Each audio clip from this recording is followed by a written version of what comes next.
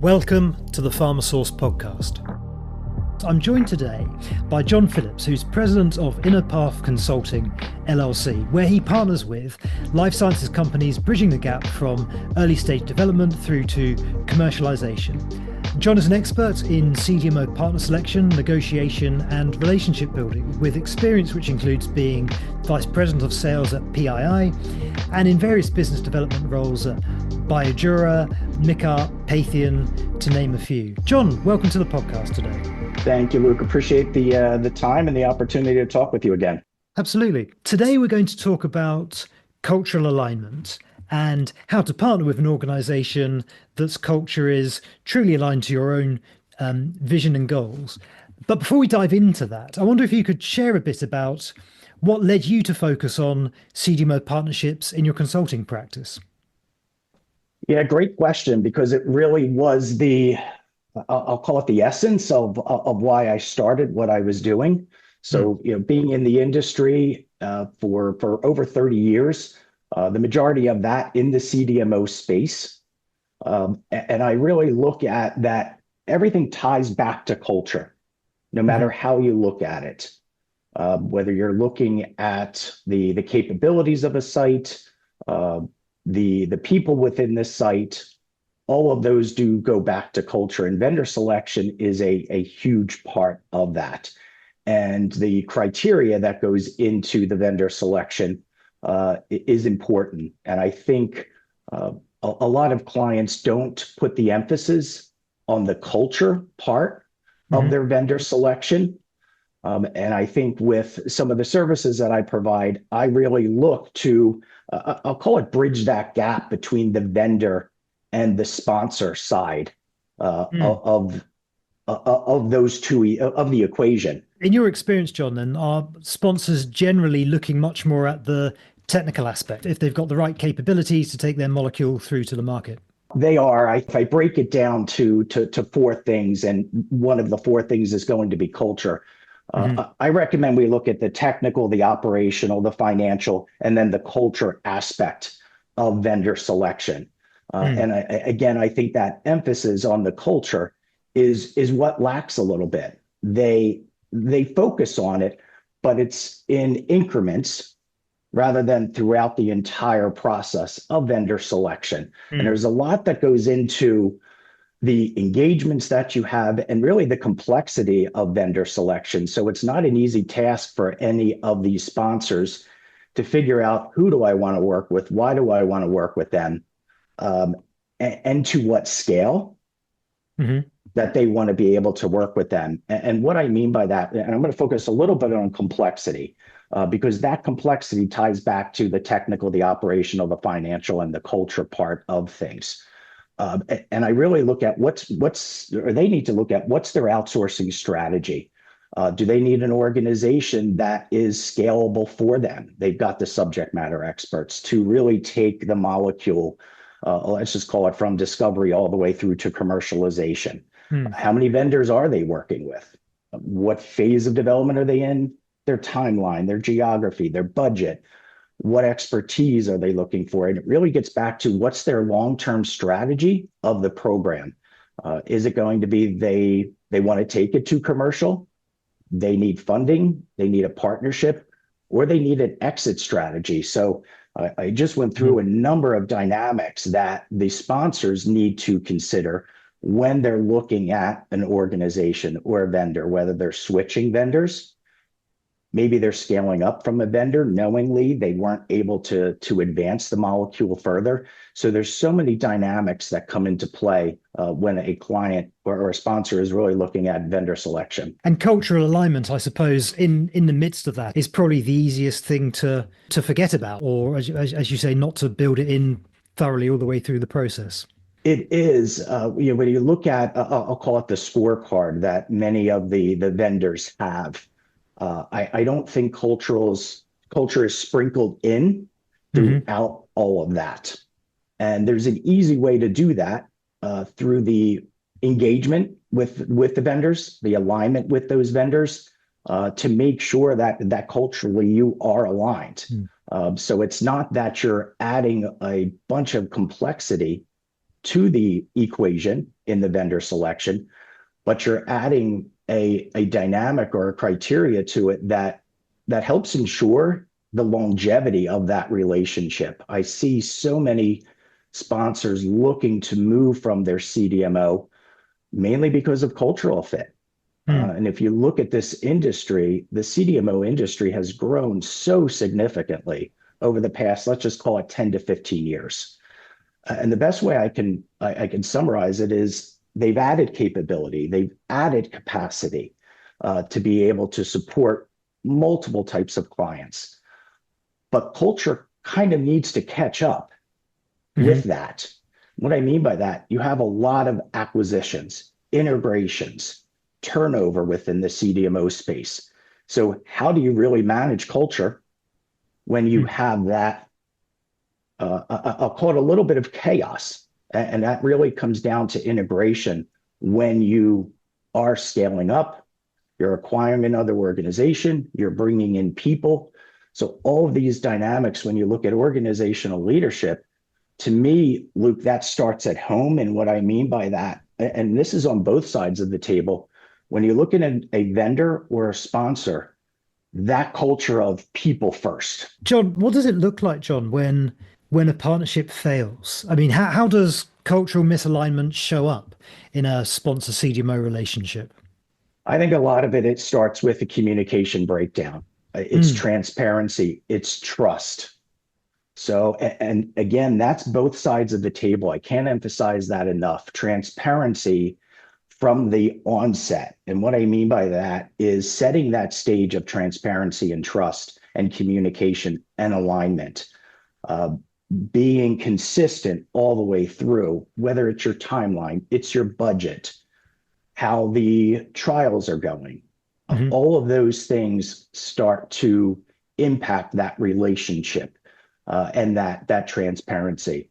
So for the sponsor side, when you're starting to engage a vendor, be transparent on what problems are you trying to solve? Are there problems with the molecule? Are there problems with your current vendor? And make that, I'll call it part of the engagement and not just about the RFP or the RFI process. Sit down with them and say, here's the problem that I'm having. And can you help us? And how far can you help us? And again, that transparency of scale, timelines all need to come into play. And I think when that trust and that communication starts to break down and how you handle those complexities start to impact the relationship, obviously. But they need to be built from the onset. And again, that gets back to culture within the two organizations and making sure there is alignment on the onset. Let's talk then about how you do that. You've developed this practical framework to walk us through and to take sponsors through, starting off, I think, with the due diligence phase up front. Can you talk us through that, please? What insights have you uncovered during that due diligence process? Yeah, I think I look at clients and vendors value partnerships together. So they want it to be proactive, reliable, adaptable, and transparent. I get back to that transparency. So when you look at that cultural due diligence and the framework that I look at with clients are really 5 steps, but that 5th one is that long-term relationship building, which again has to start at the beginning. So that cultural due diligence that you're looking at, and that really is understanding each other's values and how they're embedded into the DNA of an organization. So it's got to go further than skin deep. It's got to be embedded into the DNA. And that goes back to the people first. So it starts at home.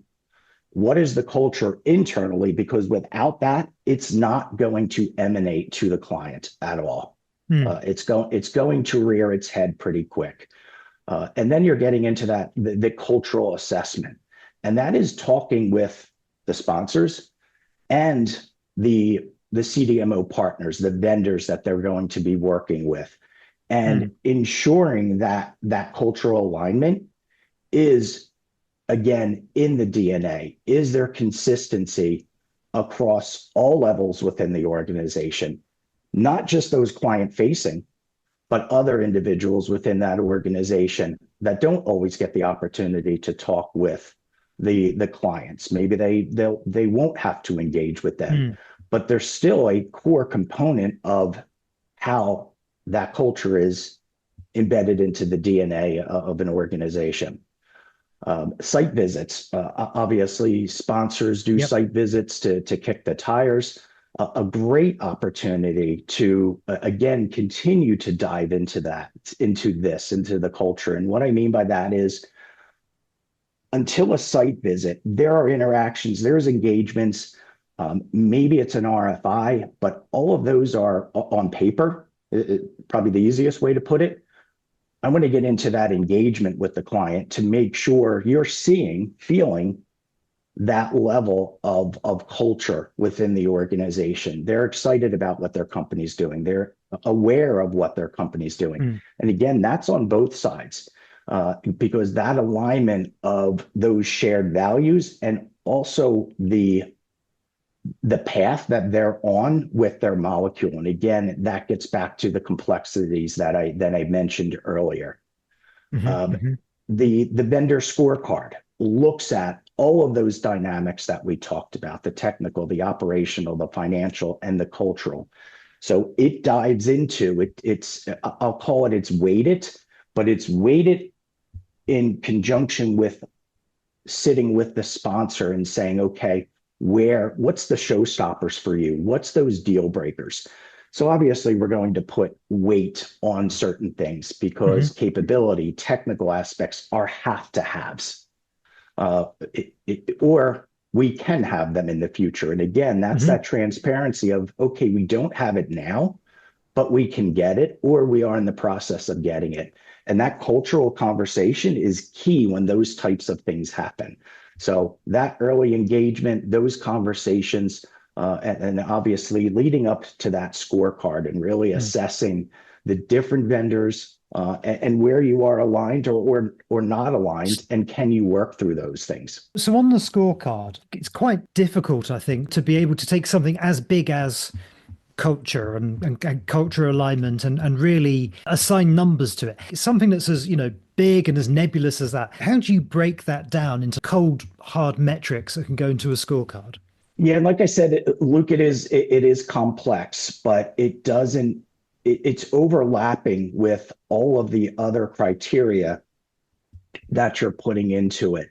And what I look at is, when we're engaging with the clients, aligning with them, or these are the sponsors, aligning Mm-hmm. with them on what their values are and what they want to see them replicated at the vendor.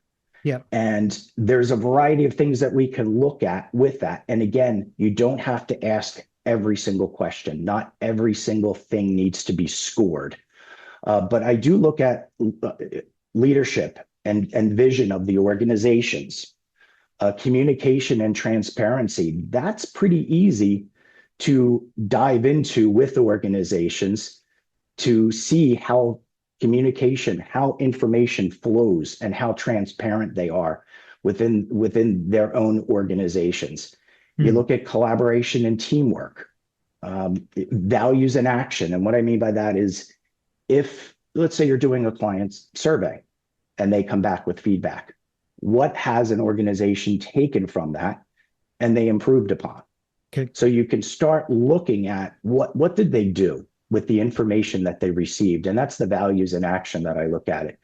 Development and empowerment, that looks at people within the organizations. How do they grow them? How do they train them? How do they coach them? What else do they do for that individual to make them successful, and obviously their organization successful? So again, that gets back to people first again. And again, easy enough to sprinkle these in. They're simple enough questions to ask. It's a matter of, when do you ask them? Why are you asking them? And what information are you trying to get revealed, hopefully in a positive way? All of these things should be great discussions with the vendor to say, look, we're growing as a sponsor. We need you for a variety of different reasons. And that gets back to that complexity in their vendor selection again. You're looking at their work environment. Yeah. So what's the best way to get that sort of information? Because I imagine if you send out a survey, people would you just or certainly the leadership would just tick all the right boxes to win an RFP. How do you actually get under the skin of an organization and really get answers to some of those questions? Put it into engagement, Luke, and not in the RFI. I Mm, see these, and your point is spot on. In an RFI process, there's canned questions and there's canned answers. There are mm, answers that there's questions everybody has, and there's answers that everybody has, as they should. Because, in defense of the CDMOs, they get asked these questions 1,000 times. yeah. So we know how to answer them. With the engagement, you understand to your question, is it below the surface or is it just on paper? Because Mhm. now I've asked other individuals in the organization that same question face to face. It could be over a virtual call, but let's look at having an interaction with them and again below the surface and not just on paper. So I think too many of them start to sprinkle that culture into their process in the RFI. Mhm. Trust me, they do talk about these things. They look at the interactions that are uh, planned. So I think diving into some of those more in-depth questions across the organization Mhm. is going to show you that alignment that you're looking for. So you typically do this with what one-on-one conversations? Is that usually a way to get that sort of more qualitative feedback? I think it's nice one-on-one and also in a collaborative environment. So Mm, again, this process should not draw out your vendor selection process. It should just make it more complete. So I want to keep it efficient and effective at the end of the day. So again, dropping that culture into your typical engagements. Some of the ones I would change, like I said, that RFI, too mhm. many cultural questions. How would you handle this? If we have this situation, what do you do? They're trying to get into your communication and transparency style. And what I'm saying, do that through more engagements. You're already talking with the vendors. And I think the sponsors need to be more engaging throughout that process. And what I mean by that is they're usually looking at maybe they reached out to 10 vendors and they want to narrow that playing field down, obviously. Mm. Uh, so they seem to want to get to a no rather than we probably could have gotten to a yes if I dug a little deeper. Sometimes how you ask the question, there isn't a great answer a CDMO can give for it. Mhm. So you missed the mark on that one, but did you really miss entirely? And sometimes you'll never uncover that if you're not having some dialogue with them. So I Yeah, think yeah. improving that RFI process, Luke, is one of the easiest things Mm, that they interesting. want it on paper. It's okay, fill this out, and then maybe we'll talk. I think you need to talk a little bit more. You selected them for a reason to bid on this, and what were those reasons? So take a small biotech, say, with limited resources. How would they build sort of effective due diligence into culture into their process? So you're saying that you build it into all those touch points you're doing anyway, right? Rather than have it as a separate standalone process. It is, again, I don't want to add complexity to it. It's just the completeness of the process. Mm, And for those smaller organizations, and again, this gets back to the complexity of vendor selection. How big is that organization ever going to be? So it's absolutely critical for those small organizations to say, I need a vendor I can grow with mm, in capabilities, in scale. It could be location, whatever it might be. It's so important in those early conversations, and it is a complexity that it's a bit of a juggling act, Luke, because sometimes companies look at a cheaper option right now and then need to pivot later. mm. Not always a right solution, not always a wrong solution. Again, it gets back to that complexity. But sitting down and understanding the long-term goal of that molecule, meaning, are they taking it to market? Do they need funding? And this gets back to, Luke, I break this down pretty simply in my thinking. And you look at organizations and what do they have to do?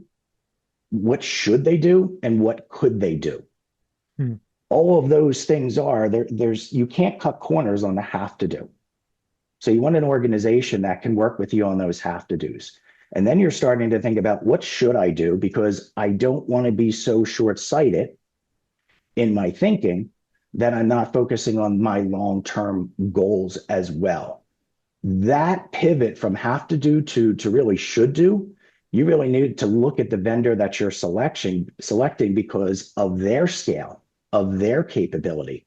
So if a vendor isn't or a sponsor isn't hiring a enormous amount of a team, subject matter experts in a variety of different areas, you really need to rely on your vendor to say you are going to be.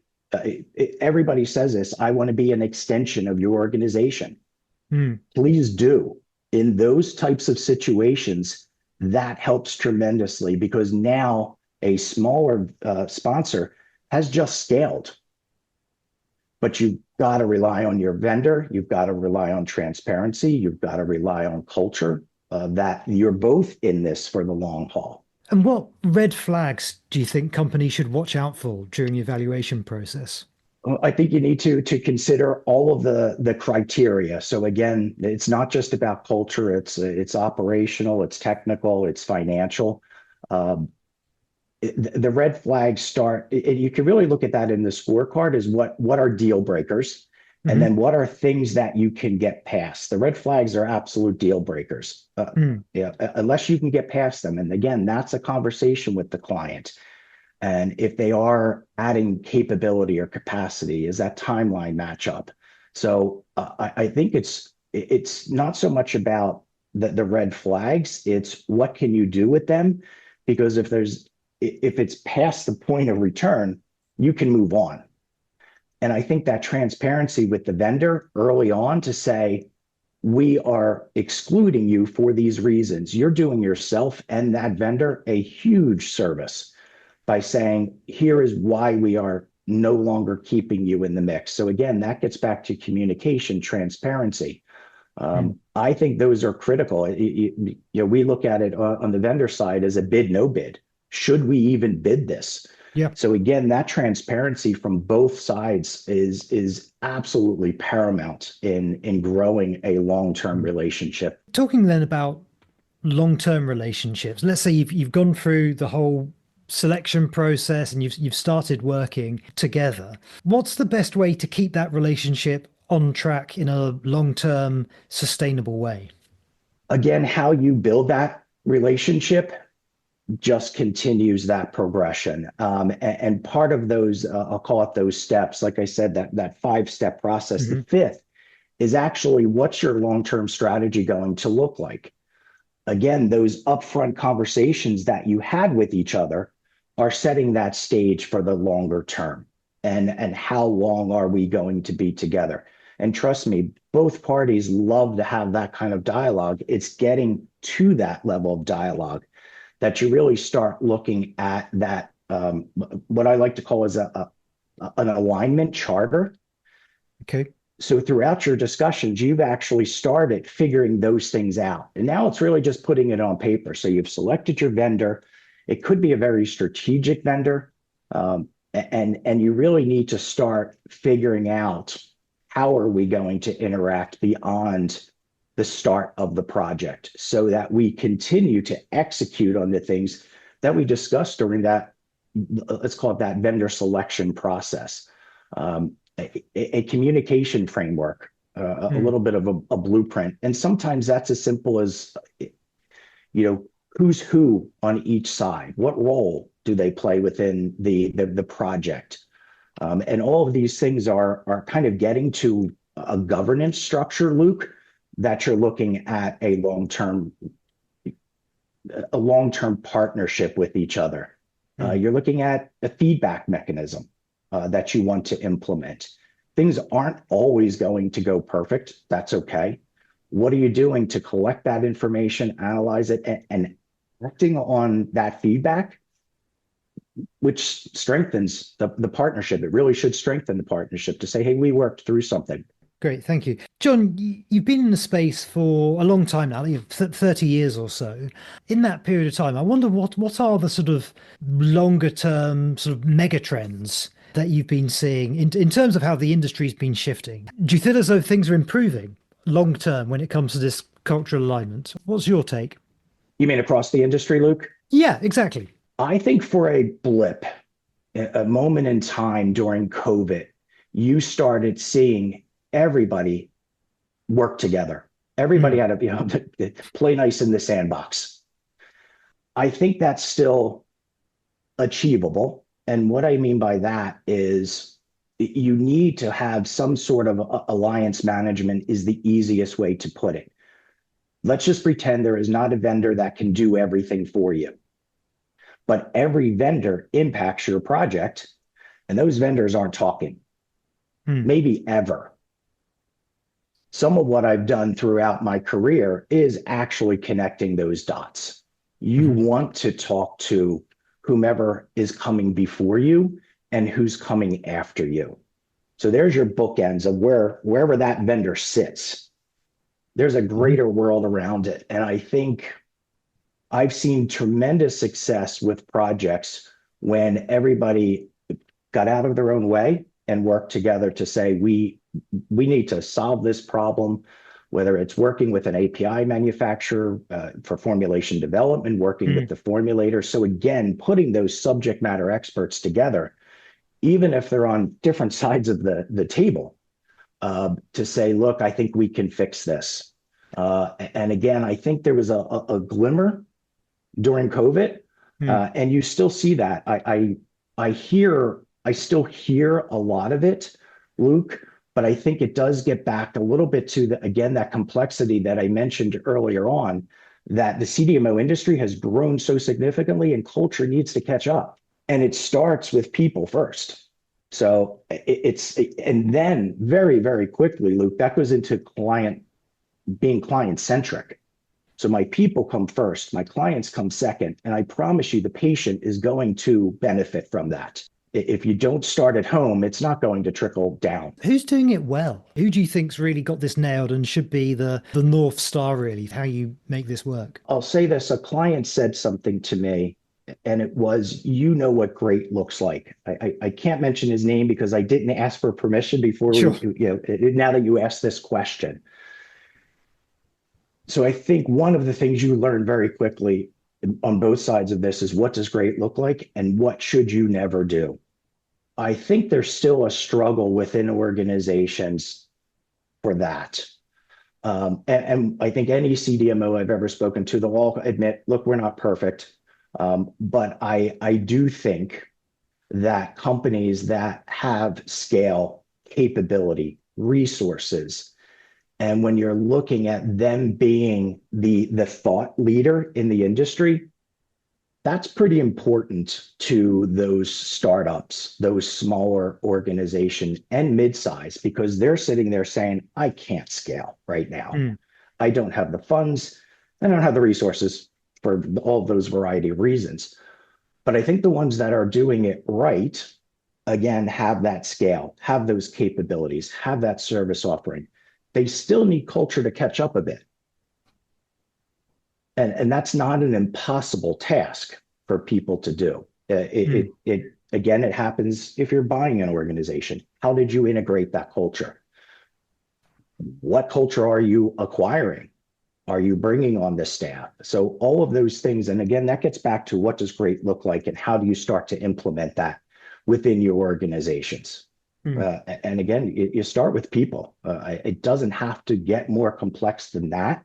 There's a lot that goes into that. Don't get me wrong, but it starts there. So I think when I've worked for organizations where training development was a core criteria for them. That's doing it right. I want to develop my people. I want to develop our capabilities. I want to cross train. Those are great things to look at in a partner. Fascinating. John, thank you for your time today. Been an absolute pleasure speaking to you. You as well, Luke. Appreciate it. Enjoy the conversation.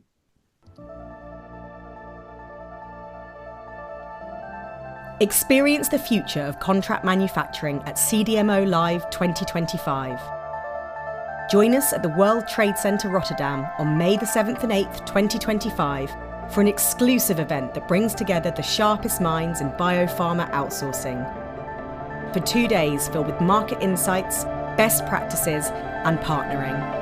Early bird tickets are now available, so head to cdmolive.com to download the agenda and to book your ticket.